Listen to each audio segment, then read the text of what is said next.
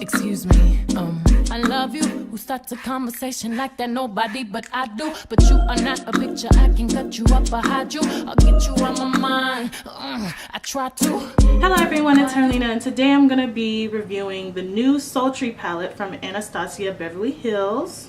I'm actually very excited for this palette because y'all know I love Anastasia Beverly Hills palettes, and I think they make the best palettes for a great price.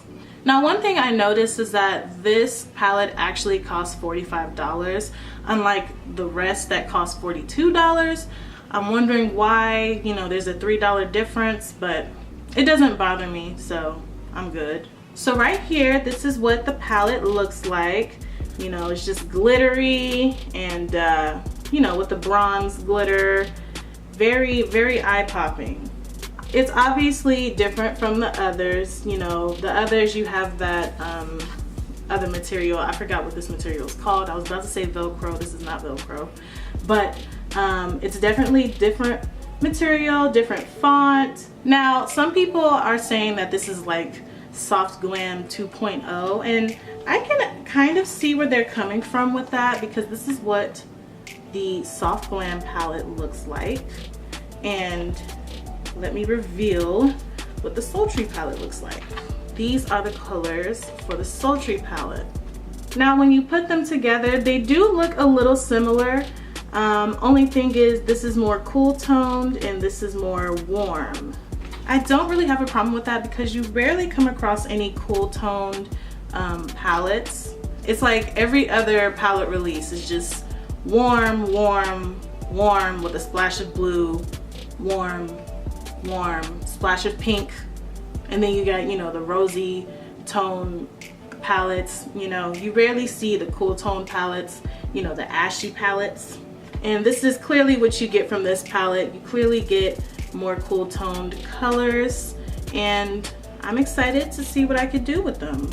I'm not gonna be doing any swatches today. I'm only gonna do just a little demo, like try to come up with a look for this, because I really don't have time to do all of that right now, and plus I'm not trying to make this video 17 to 20 minutes. So with that being said, let's go ahead and get into this review. I'm gonna go ahead and get started with my eyes, and let's get started. Okay, so as you can see, I already did my eyebrows and I got my eyes prepped up and I have my tape on. So you know what that means. When I do a tape, that means I'm gonna be doing a smoky eye. I think first I'm gonna go ahead and start with the color Birch, which is this color right here. Right off the bat, there's already a lot of kickback. Not surprising, but hopefully it's not as bad as Subculture.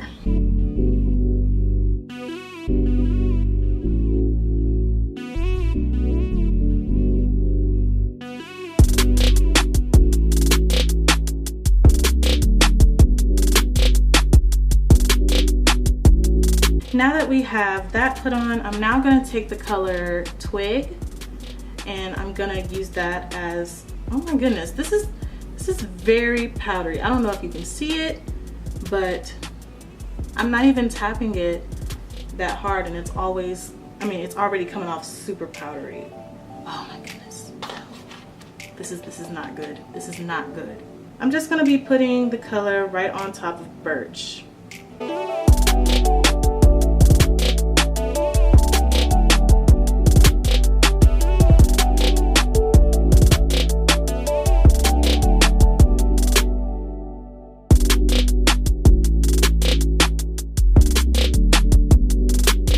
Now I'm taking the color Dystopien. Let's hope this isn't too powdery. Okay, it's not too powdery. It's very little kickback, so that's good.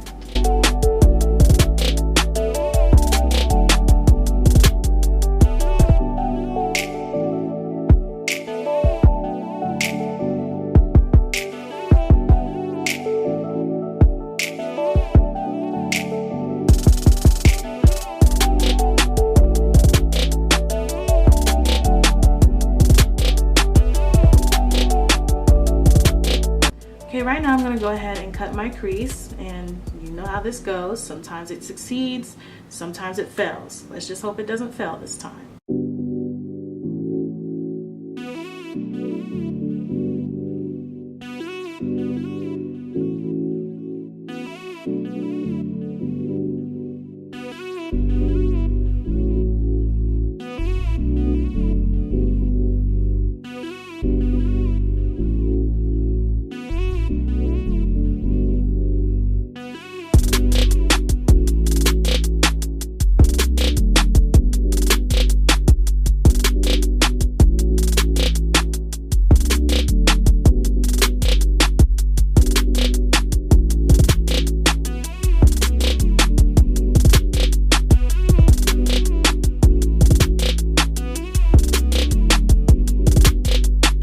Okay, now that I've cut the crease, I'm gonna take this silver shimmer, which is a CYBORG. It's called CYBORG.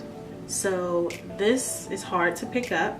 Remember how I said in one video, I forget what video it was, I was talking about the Subculture palette, and there was that one shade, Electric. It was that green neon shade. For some reason, it was hard to pick up that shade. And I'm getting the same situation here. Okay, but it's not as bad. It's not as bad. Thank goodness, because that would have made me so mad.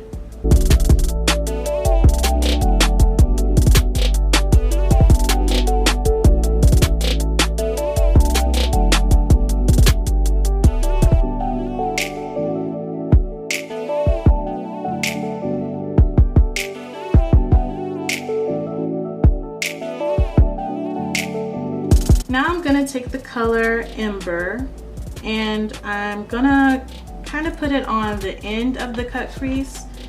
I don't know how to explain it, but you'll see what I'm talking about.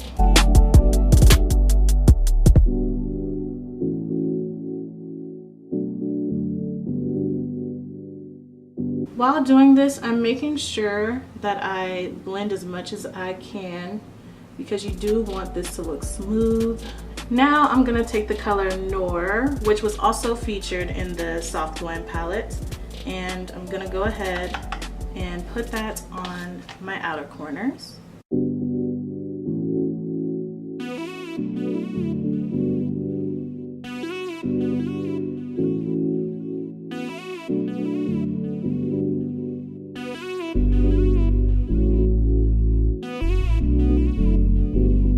Okay, now that I'm done with that, I'm gonna go ahead and take off the tape. Now I'm taking Dystopien again, and I'm gonna run it across my waterline.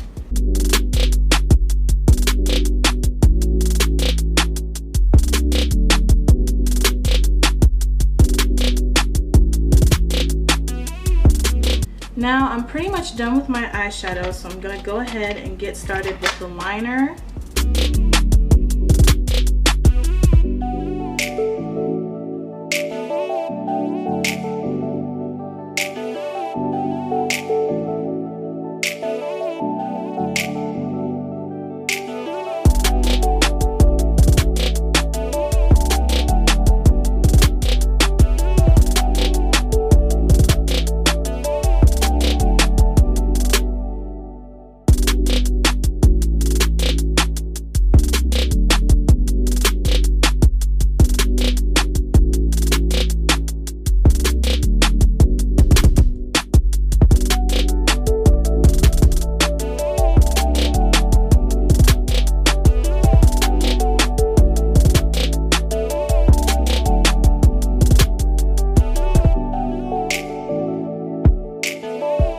Okay, so now that I'm pretty much done with my eyes, I am gonna put on lashes, but I'm gonna put them on off camera.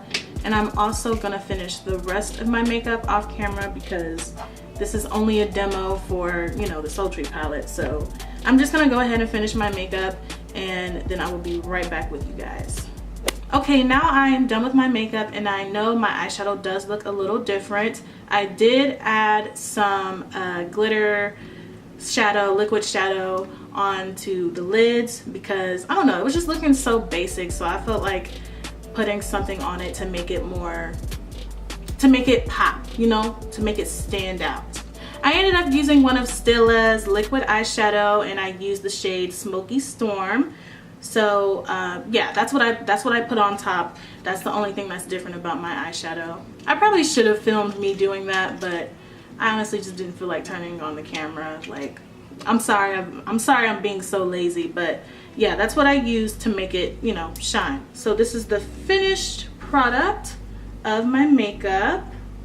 Okay, now my foundation does look a bit more flawless than usual because I did use a different technique, and I probably will show that technique in a different video. So overall, how do I feel about the Sultry palette? Personally, I think it's it wasn't what I was expecting. I wasn't really expecting so much kickback. You know, I always bring up the Subculture palette whenever I'm reviewing one of their palettes, because that, to me, that is their worst palette. And when I say worst palette, I mean as in formula. I used to never really worry about buying an Anastasia Beverly Hills palette. However, ever since that palette, I've just been so cautious about their palettes and their formulas and seeing how they perform.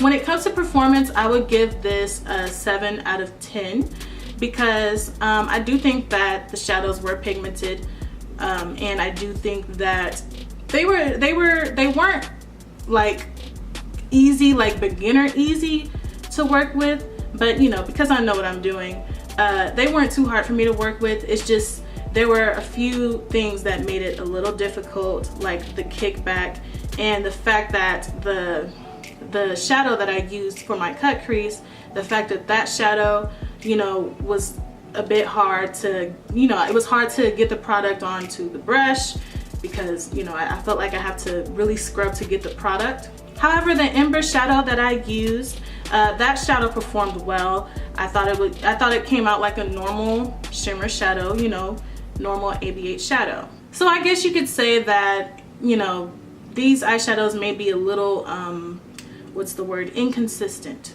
While this shimmer shadow may be hard to deal with, the other shadow works perfectly fine. This matte has too much kickback, while this one worked just fine. You know, I mean, that's what I experienced with this palette.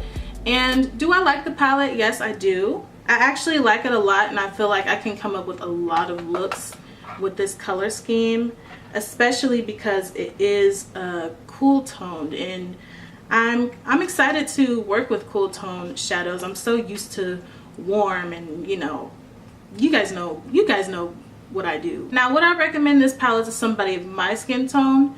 Yes, I think it works well with all skin tones.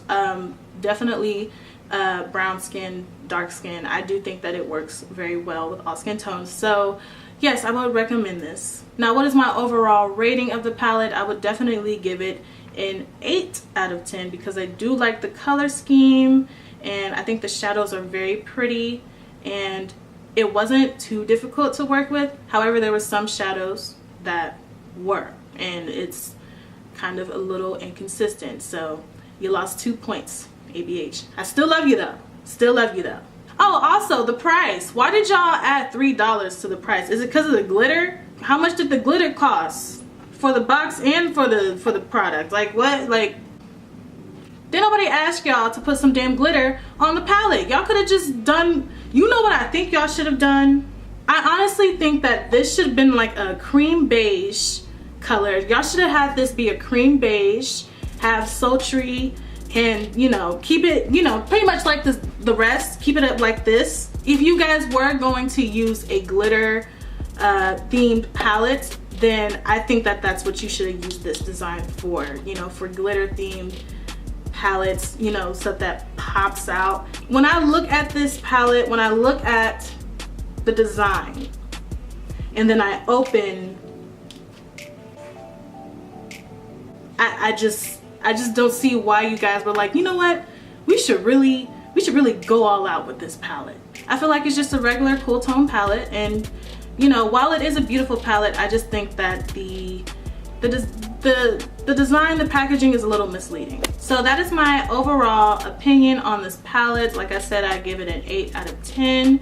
And yeah, that's just how I feel. If you want to go and get this palette, they have it at Sephora, they have it at Ulta. You can also go on their website and purchase it. Why does it sound like I'm sponsored to say this? I'm not sponsored to say this. Okay. And so that is the end of this review slash demo. I hope you guys enjoyed watching this. Feel free to check out any of my other videos. I do post at least once or twice a week. And make sure you like, comment, and subscribe, and share this video with all of your friends. And until then, I will see you in the next video.